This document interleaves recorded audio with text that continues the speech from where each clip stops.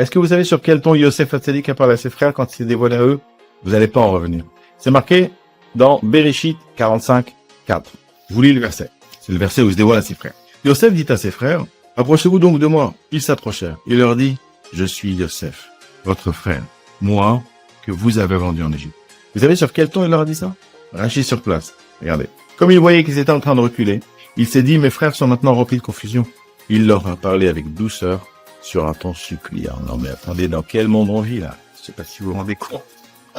Yosef Hatzadik, la vie qu'il a eue, tout ce qu'il a vécu, c'est par la vente, c'est par la haine de ses frères.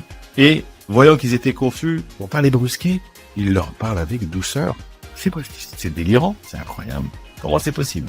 C'est parce que Yosef Hatzadik, il avait choisi de voir derrière la réalité, derrière la matière, le projet divin. Il y a une réalité, c'est qu'il doit descendre en Égypte pour faire un certain travail. Et ses frères, c'est juste un truc technique pour l'amener en Égypte. Évidemment que Yosef Hatzadik, il avait d'excellentes leaders. Il y a quelque chose d'encore plus précis ici qu'on peut apprendre. C'est qu'il voulait toujours donner la meilleure version de lui-même. Donner la meilleure version de soi-même. C'est un choix. On a tous quelque chose de mauvais qu'on pourrait partager avec les autres. La colère, les cris, le fait d'en vouloir aux autres. Mais on a aussi du positif. On a aussi une lumière extraordinaire qu'on peut partager aux autres à la place de partager tout le mauvais. Et vous savez pourquoi c'est bien pour vous? De toute façon, c'est la meilleure chose à faire de donner la meilleure version de soi-même. Parce que c'est marqué dans la Gemara, Makot, page 10b. Je dis en hébreu, je traduis. Baderer shadam rotel l'herba molifinoto. Dans le chemin dans lequel un homme veut aller, on le fait aller.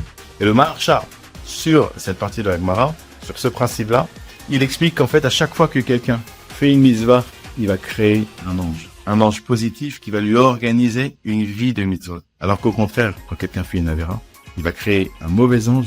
Et cet ange-là, dans le Zohar HaKadosh, un ange s'appelait Koach, une force. Parce qu'il va organiser ta réalité d'après. Donc quand tu fais la mitzvah de recevoir chacun avec un bon visage, on te dit comment ça va? Ah, dans Hachem.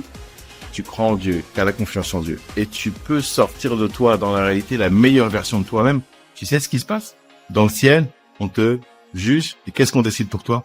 Eh ben, il y a la meilleure vie qu'on peut te donner. Donc de toute façon, qui est le sage? C'est celui qui comprend que donner la meilleure version de toi-même au monde, c'est préparer la meilleure vie qu'on peut recevoir.